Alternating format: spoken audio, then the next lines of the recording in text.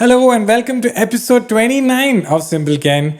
I know I've taken a long break and I'm sorry, but I'm back and let's do this.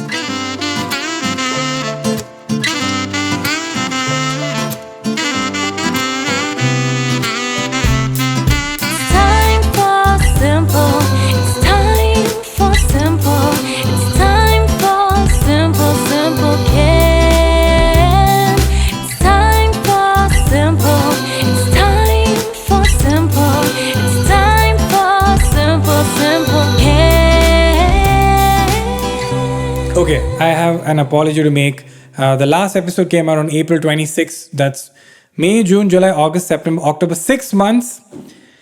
I know that's a long half a year. Is that even a break? Does that even count as a break? I know it doesn't. I'm sorry. It's just that I wanted to take 1 month break, then it became 2 months, then it became 3 months. Then I released the best and worst memory, and I wanted those videos to have space because the people who watch SimpleKen do not watch that. I mean, they do. But the people who watch stand-up don't watch this because I don't know if you guys have even made it to this point after the long intro song. If you still haven't dropped off, you are ready for this community. This community is very kind and very sweet. I've been getting passive-aggressive messages about SimpleKen on every post I do. And I just needed it, man. If you notice, I've also discontinued Ken and Chip, the comic strip, because I don't know, I've been doing it for 2.5 years and I was not feeling excited about it. It's not like I'm not excited about SimpleKen, but I wanted to do an episode when I'm like super duper excited and have a lot to say. And I do have a lot to say in this episode through your questions. A lot has happened since 6 months. CPL came out and you guys saw that show. I hope you liked it. It was quite an insane schedule. We wrote stuff in a week and a half, which we've never done in our life. But it was super fun to work with Akash and Kanis and Prashasti. It was super fun. And then I did a lot of brand work because, as you know, COVID is still alive and well. And I can't get revenue from live shows anymore. So all the revenue is coming in from social media. So thank you for supporting my brand work. As you can see, it's a lot. And we made a Discord server for the SimpleKen and also just people who follow my work, which has been a lot of fun. You should go check it out. And if you think it's too complicated, it is. But if you can figure it out, it's quite worth it. We do some events there. I pop up there sometimes. We've had 2 open mics there so far. It's quite fun. It's around 11,000 people are there. So it's pretty cool. People just talking to each other. It's pretty fun. And Reddit also, there's a page which obviously is dead right now because I haven't posted in 6 months. And for the people who are tuning in right now, like there's a lot of new subscribers, a lot of new people watching because that's what happens when you put a stand-up or a crowd work show. New audiences come because they can watch 10 minutes, but 46, 45, 1 hour, I don't know. Just me talking, no guest. I don't know. My community does, but you guys are still here. Quite impressive. For you new people who don't know what this show is about, even we don't know, actually you make sense of this show. Basically, people ask me questions and I talk. Genius. That's why I call it a long recording of me talking. I will never pigeonhole it. People keep trying to ask me, what is SimpleKen about? Why do you do this? Why do you make it this format? I'm like, nope. Some episodes is just going to be me. Some episodes is going to be another guest. Some episode is 3 of my buddies just talking. It's also not an interview show. A lot of people keep thinking, ask this question, ask that question. This is not an interview show. It's just me talking. How many times do I gotta bring it up, man? Anyway, let's get to the questions. That's why you guys came here, for the juicy questions. The first question is from Ifra Ansari. Beautiful name. I like it. Ifra. So cool. Dearest Kenny. Dearest Ifra. I always read comments but never leave one, but no one seemed to have an answer to what I'm about to ask. You would probably not read this by taking a chance. I love doing this when people say, I don't think you'll read this. Don't write that into the comment, yeah? Relax. Believe in serendipity. If you have some or all toxic family members and moving out, cutting off ties and physical violence is not an option. These are options? Physical violence? Okay. How do we deal with the daily constant harassment and bullying by those family members without losing our cool and spoiling our mood? Given you are not a bully yourself and do not want to invite arguments, please advise. P.S. I'm a fan from Pakistan. Hello. Been watching your videos since 2017.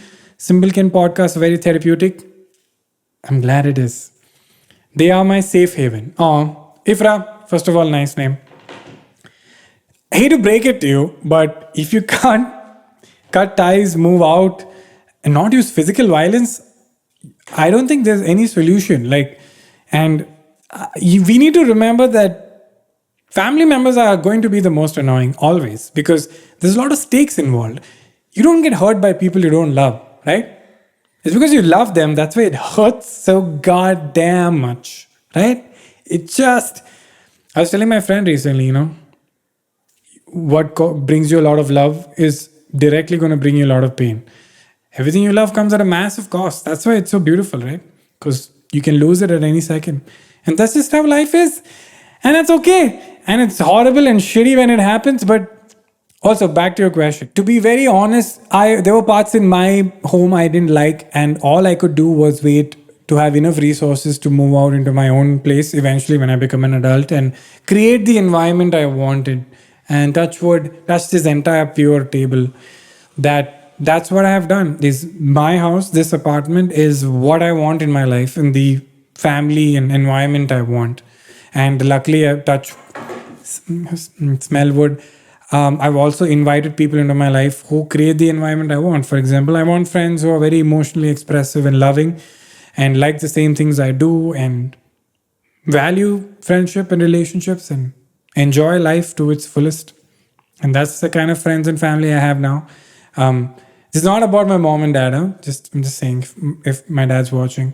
It's just that you can eventually create the life you want.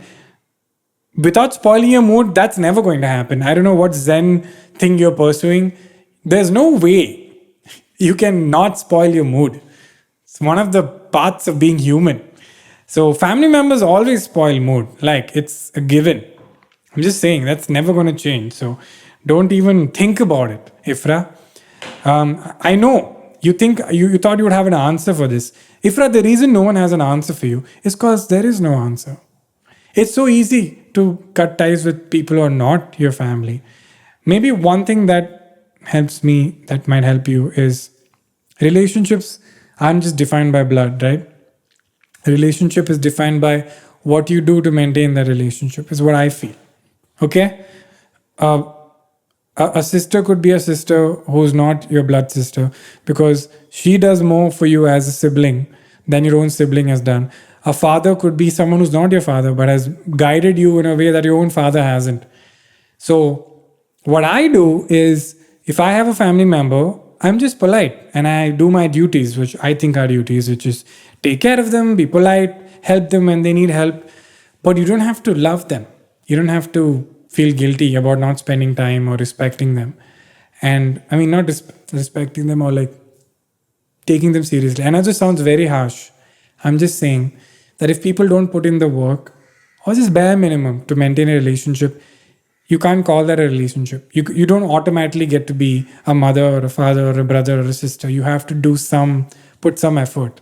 You can't just put no effort and be like, "Arey, blood relationship, why am I not getting all the benefits?" No, you got to put in the work. And some people are not your blood relationship, put in way more. And they deserve that relationship of a brother or sister, a mother or a father. So keep your family that you couldn't choose them safe and respect them and do your duties. But don't break your head over it and don't feel guilty. I used to feel guilty. Now I don't anymore. I do sometimes. Radhika Mishra says, not looking for advice. Great. But your viewpoints about pregnancy, miscarriage, and postpartum depression and having kids. Oh, thanks, Radhika, for just randomly dropping super heavy subjects. I took this question because it's so heavy. I wanted to see how I navigate through it. I'm just an undergrad studying to go to medical school, but that means I won't be done with school until I'm 27, 28. That's actually good insight to think about where your decisions are going to lead you eventually. It's not that hard to sit and be like, wait a minute, after all this is done, I'll be in this part of my life. I need to kind of plan shit. It's good thinking. I like you. There's always some sort of pressure of having kids, but it becomes difficult being a female in this field, of course. If there's anything you would want to change about the current society in regards to these topics, what would you do? Love your work. You were my inspiration to do my first stand-up in high school in the US. Oh, you did stand-up? Big thanks to you because my humor would have been so dry if I hadn't pushed myself to try something new. Radhika, I hope it went well. First of all, Radhika, I hope you know I'm a dude. So whatever I'm going to say is going to be very biased and from my perspective. Second, I saw a very nice episode on Vice. I think it's on Netflix. Vice has a show on Netflix or on YouTube about being a mother in this day and age. They're a very good visual representation of the biological aspect of the odds of having your eggs fertilized at certain age. And it gets pretty terrible after some age. And that's something women have to think about and men never have to. And I don't know how it feels to think like that from the moment you're born. Your question is from your perspective, like what can be done in society to make it better for women. I also think about what can be done for men, because I think men commit a lot of suicide and have a lot of stress and have a lot of anger issues and have very, very one-dimensional relationships, bad quality relationships. And I keep wondering what we could do to improve that. For women, from my perspective, I think it's great that you think about the fact that men and women have different lives, that no matter what you say, you have to worry about your body and the biological clock. And if you want to have kids, you don't have that much time and you have to find a partner and if you want to be a single mom, God help you. And the relationship of a mother and a child is far more stronger than a father and a child. And it's not tangible. And I think roles are not tangible. And which is another topic of what is the role of a husband, a father, a mother, a wife. And I think it's better to not think about it. Like, I've done this, what have you done? But I just feel like you just do what you can do and the other person does what they can do. So hopefully by the time you're 27, 28, you find a partner if you want. And then if I'm assuming you want to have kids, then you kind of have to decide how much time you have and finish your career and decide who's going to stay at home. And if you're going to stay at home, the financial burden on the man. And if the man's going to stay at home, the emotional burden and financial burden on you. And also the emotional burden on him trying to figure out of being a male caretaker, which is also, by the way, not encouraged and really looked down upon. It's quite sad. Anyway, a lot of things, man. So yeah, I don't have an answer, but I just think that, Radhika, you should talk to women who are mothers, who are in your position, and you'll get a lot of insight. I'm acting like this is a 3D video. That's what I do. I talk to a lot of men who became fathers and ask them, bro, what happened? What changed? What can you or cannot do anymore? Why did you decide to have a kid? All of these questions, you can just, free knowledge is there in people around you. Just ask them and broach the subject very carefully. And it's a beautiful experience to hear. That's what I miss. I mean, it's not but back in the day, you had the elders used to speak to the young people in society. And that's the role of people who are older than us, to give us the knowledge they have gained through trial and error. So Radhika, that's what I feel. I think we should talk to people who are older than us more and get their genuine, honest opinion, even if they're lying to themselves about how it is to be a mother, a father, husband, a wife, being single, regrets of being single, regrets of not marrying, regrets of marrying. It's quite fun. You might not get your answer, but you kind of feel wiser. Thank you for the question, Radhika. I hope I navigated through it well. Nevertheless, long question. Hey Kenny, love your show and I hear you're talking nearly every night before bedtime. Awesome. I feel really good, but it feels like I'm having a good conversation with someone who understands me, because most of the times you're really the voice, our thoughts, by answering the questions, and sometimes also shows me a different perspective on things. Nevertheless, I am not your friend. I'm nobody's friend. I'm just a dude on video talking right directly into the lens, so it gives you the illusion that I'm talking at you. I'm sorry, but that's the truth. We've never met, and we never might. But bizarrely, that's the whole purpose of art. The purpose of content or creation. Not content, say creation. It's just you put it out there and someone bizarrely connects to it and finds meaning in it. And I think we undervalue such stuff. Everything is so technical. Sometimes just a dude on the internet like me just talking about his thoughts will have some effect, because it has had that effect on me. I really, every time I talk to anybody, and I mean anybody, if they get into the chunk of their feelings and they're very honest, something always helps and connects, even if I wasn't looking for it. So that's what's happening, nevertheless. It's not friendship. Because friendship, I feel we need to know each other, talk to each other. Okay? That's the real connection. But this is also okay. I don't want to make you feel bad. I hope I'm not coming across in a bad way. Anyway. So my question is, lately I've been in so much dilemma about my career choice. Welcome to the club. On the Discord server, I'm going to add a new role called Dilemma About Career Choice, because everybody has the same dilemma. And I can't even think straight. I did my high school with science, biology, then which I scored good. And now it's been 2 years since I've been preparing for the entrance exam to become a doctor. Holy crap. It's my third year and I'm feeling really lost for the last 2-3 months. Another role on the Discord server is feeling lost from past 2-3 months. Join the club. I have no desire remaining in me to pursue my goal, and I feel like I won't be much happy even after I've achieved my goal. You have attained enlightenment. I'm not seeing myself in the future with this as well. Also, I've always been good in arts, painting, interior design from as long as I can remember. Oh no, we can see where this is going. Oh no, it has always fascinated me, and lately I've been very interested in it, and it's kind of pulling me towards itself. I feel very happy by doing anything in arts, painting, and see my future along with this stream. I think when I was in the 12th, I only chose science because I hated maths and commerce. It's kind of like how we choose a prime minister or president. It's just best or worst. Doesn't mean it's the right choice. And no other choice, because back then I think I wasn't matured enough and didn't know what I wanted. Join the club, nevertheless. At that age, nobody knows what they want to do with their entire life, but you have to make a choice and just go with it. But now I'm discovering other fields also. I'm thinking of switching to arts, but don't know if my parents will allow it or not. I don't think they will. They will definitely be unhappy. Of course, parents will be unhappy with this choice, because according to them, arts for those people who can't do anything in life. I put a big Instagram story about this, about how people look down on arts. It's okay. It's not going to change. Also, what will society think of them because their child chose arts? Society never thinks good shit anyway, bro. And I'm also 5% confused. Okay, it's not too much. 5% is within inflation.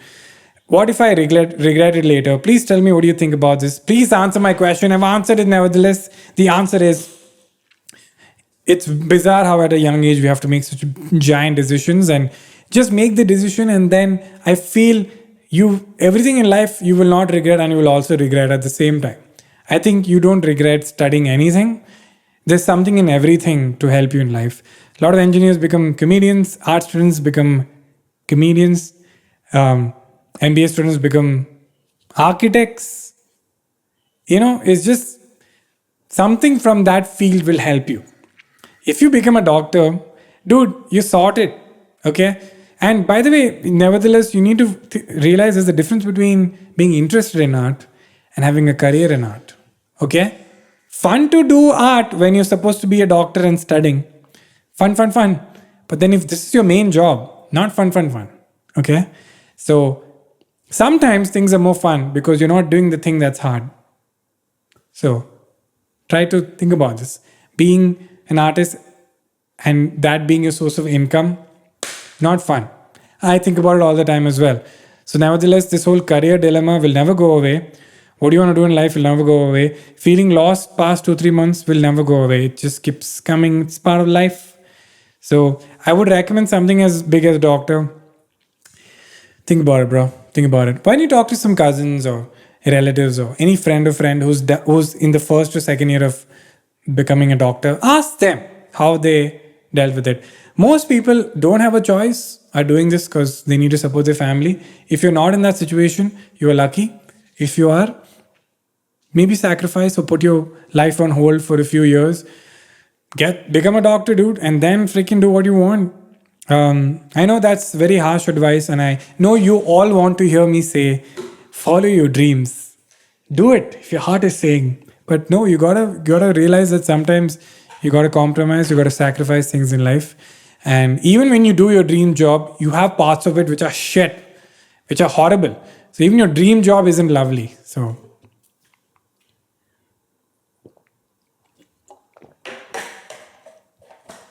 that's all I'll say about that.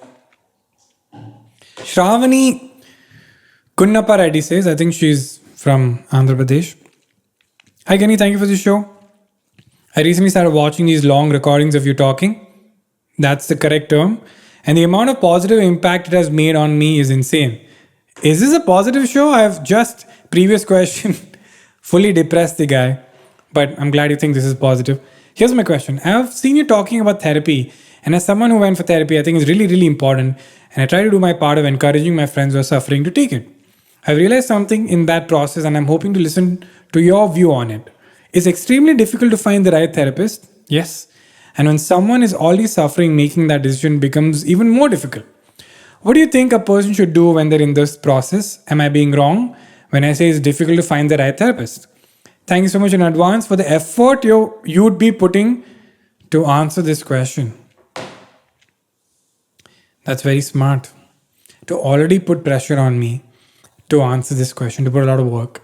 Also, Shravani, you're at this level of privilege.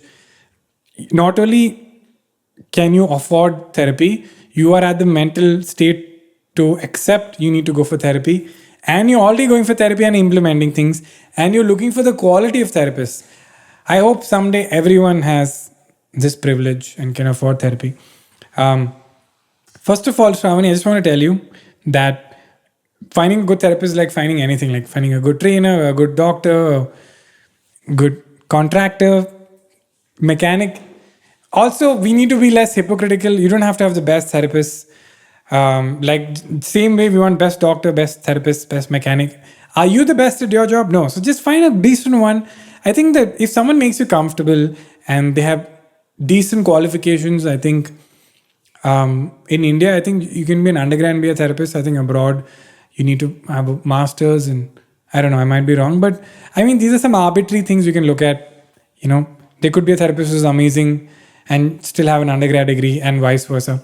And if someone makes you feel comfortable, you don't feel judged, you feel like you can share, and their advice seems doable, and they make it easier for you, and they're not telling you what to do, but just helping you find answers through yourself. I think that's good enough. Also, we need to realize that all of you who have not done therapy and think one day I'll just call up a therapist and go to them. It's not, if you think you're going to get a slot right now with a therapist, think again. Good therapists in India are so overbooked. Good luck to you. A lot of people send me messages saying, can I have your therapist number? First of all, my therapist is fully booked, like all therapists, and it's also personal. But anyway, even if I gave you the number, she won't be available and she's not taking new clients. But the ratio, if I'm not wrong, is 1:2,000 or 1:10,000. So there's like one therapist to like 10,000 people in our country. It's something like that. I might be wrong. That's how in demand they are. So good luck, not only finding a slot, but finding a good therapist that suits your personality. So again, very privileged position. Don't worry, you'll figure it out. Shravani. Zankhana Rana. Zankhana sounds like Chakna. I'm impressed by the questions that teenagers are asking here. Teenagers are well informed. They know what they are doing, what they want. If not now, at least know the direction. If not know, at least know the direction. It is really mature community from millennials to Gen Alpha. I think we're seeing a change in the society. A change in the way of perceiving things, career, internet, social media, everything. Hoping to see some greater good. Thank you, Kenny, for bringing out these thoughts aloud through comments. It just feels like we're talking to a friend. Again, Zankana, I'm not a friend. It's an illusion. No one on the internet is your friend. It's just dopamine hits. I'm sorry. But it's true. Whatever I'm saying is fully biased and from my perspective. And I'm also overly chirpy and energetic to make this watchable. I'm not like this when the cameras are off. So, what is real? Anyway, Zankana, I brought up this thing because I get kind of upset when people are surprised that the newer generation is smart and empathetic and intelligent, they are far better than all of us. And I'm fed up of everyone undermining the new generation, the 10-year-olds, the 15-year-olds, the 18-year-olds. They are so much smarter and so much more empathetic and so much more aware. And they are going to, unfortunately, fix and deal with all the shit we have done and our parents have done and our horrible grandparents have done. And I know I'm generalizing, but Jesus Christ, they were messed up. And I have a lot of faith and I'm very proud of the new generation. They care about the environment, they care about mental health, they care about their parents, they care about their family, they care about society. And people think because of social media they're all lost. They're not lost. They're very connected. They're very aware. They're constantly learning. They're very open. Imagine if you had to deal with the internet, you would go insane. They are dealing with it very well. And I think they're going to do really great things. So it just for you guys, for Gen Z, Gen Alpha, whatever, I don't know, the new guys. You guys and girls are doing a great job. And stop listening to shit from the older generation. I think you guys are extremely smart. Yeah, that's all I had to say. It's a defense to you guys. Hari Raman says, hey Kenny, I'm from the past. Listening to long recording of you, SimpleKen, episode 10. Okay. Of all of you, I don't know, it's too much cringe for me to go back to the first episode. Someone interestingly said that the first episode to now is like a unknowing documentary of a person going through COVID. It's pretty interesting. It's brilliant like your stand-up. Thank you, Hari. I wonder why I chose this question. Tell us about things apart from regular stuff to do alone and feel good. Hari, I think you and I both know what stuff you can do alone to feel good. Like solo trip and bike ride. Okay, your solo experiences. I don't do solo trips. I think they're horrible. I like to go with my friends and companions. Bike trips are fun. Painting is fun. Sketching is fun. Cooking is fun. Naps are fun. Wasting time is fun. Go standing in your balcony and looking at the view is fun. Waking up early to read a book. I've been doing that recently and it's wonderful. It's so nice. From 8:30 to 10 a.m. I just read my books and it's so good. I don't know why I didn't do this before. Also, I'm very lucky that I get to work from home, but what a wonderful thing to wake up in the morning and just read. Your brain is nice and fresh like a poha. That's about it, man. I think those are the things I like doing. Eating, working out. Really enjoy working out. Check out these guns, man. Come on. Sorry. Thank you, Hari, for that question. Bhuvi18 says, I believe the ultimate goal of life is to be happy. But in this competitive world, you have to push yourself out of your comfort zone, which might not be the happiest thing to do. For example, I have a small social circle and I'm very content with it, but there are people who believe that they should join more clubs and interact more to improve their social connections. Bhuvi, I don't feel like the ultimate goal of life is to be happy. I think it's a very one-dimensional goal. I think happiness is one thing. The feeling of accomplishment and feeling of envy, melancholy. You know that feeling when you're very close to your goal and you know what you have to do and then you finally do it and you're kind of proud of yourself and then you're inching yourself closer to that goal. That feeling is great. Feelings happy, sad, when you watch something and you feel happy, sad, that's nice. Just sadness also sometimes is nice because the next day you realize, wow, I have such nice friends to support me. Feeling of emptiness sometimes, and then when you finally get full, you're like, wow.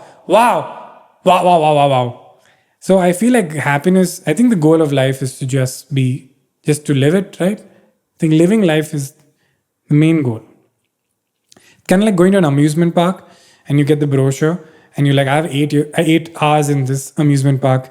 Oh, they have this. Oh, I can't do these things because even though I want to, but look at these amazing things that are just available. Like, I look at life like that. Like bungee jumping is on the brochure. Gotta do bungee jumping. Skydiving, gotta do it. Eating prawn tempura sushi, gotta do it. I can just pet every dog I see. Gotta do it. I can order chicken tandoori whenever I want. Gotta do it. I can go get a massage. Like a person, I could pay them and they would spend an hour pressing my body for my comfort. I gotta do it. I can go to Goa and swim in the beach. I gotta do it. It's just incredible what's there in that brochure, and I can't do everything. And I have a limited amount of time. I think that's the goal of life. So not just happiness. Happiness is too one-dimensional. Jaya Santosh says, I love the rhythm of this long talk / podcast. Why did you have to say / podcast? I think it's so easy to watch it for 45 minutes or 1 hour or whatever, because it's actually relatable content. Okay, I think I took this question because everyone interprets this show or this long recording of me talking very differently. So I've decided to read out what effect this show has on people on the show, just to see what it does for you. And I don't know, it also helps me understand what effect it's having on people, because you put a piece of content or art or anything out or creation out, and the way the audience interprets it is so interesting, and you can never predict it. So I find it very fascinating. This is how people actually want to think, or the stuff we want to listen to without having a point to make or a place to reach. This is perhaps an actual example of the journey being more fun than the destination. Thanks for starting this. It's interesting without being intrusive. Are you sure it's not intrusive? Because I was talking about pregnancy and postpartum depression, which unfortunately, if people don't know, is mother going into depressive state after giving birth to a child. It's quite sad. It's like the worst nightmare. You expect to get close to your child, but the child becomes the enemy. I mean, your mind becomes the enemy. It's crazy. Anyway, thank you, Jaya. I'm glad that this is doing what it is for you. And I think that brings us to the end of this show. Shuli said, right, it's about the journey, not the destination. Boom, we're at the destination. But yeah, I wanted to close it on that note, that everyone sees this show and takes back different things. Some people think I'm a friend. Some people think it's different perspectives. Some people think I ask more questions than I answer them, which is how life is. And some people just listen to it because they have nothing better to do. But I'm very glad to do this show, and I'm very sorry again to the people who have been complaining about me not being regular. So next episode, I'm going to get a guest. I already know which guest, so you can look forward to it next year. I'm sorry, I shouldn't be making these jokes, but for this guest, I have to travel to a different city. So let's see if I can do it. Also, if you want to listen to the audio version of this and not sit through the video, you can go on Google Podcasts, Apple Podcasts. Amazon also has a podcast now, Spotify, Stitcher. It's everywhere, guys. It's on my website, also SimpleKen.com. So yeah, you can go listen to the audio while you're driving, cooking, watching something else, listening, or have a terrible mood and you just want 1 hour to pass and you don't want to invest too much time, but you just want to get through just 1 more hour and not feel shitty, because that shitty feeling is eating you up inside. And you just want to break from this existence just for 1 hour in a good way, maybe not by eating or by sleeping again, but just by listening to someone. You could do that. Again, thank you so much for listening. Have a wonderful week or month or year ahead of you. Tata, bye bye. It's time for simple.